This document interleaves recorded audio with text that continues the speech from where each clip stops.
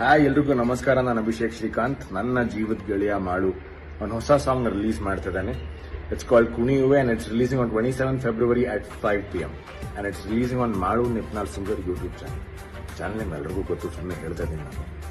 But ನಾನು ಆ song ಫೋಟೋಜಸ್ ಎಲ್ಲ ನೋಡಿದ್ದೀನಿ. ನಮ್ಮ ಮಾಳು ಅವ್ರು ಹೊಸ ರೂಪದಲ್ಲಿ ಕಾಣಿಸ್ಕೋತಾ ಇದ್ದಾರೆ. It looks fantastic. So wish you all the best Malu. ತುಂಬ ಒಳ್ಳೇದಾಗಲಿ. ಲವ್ ಯು ಗೆಳೆಯ.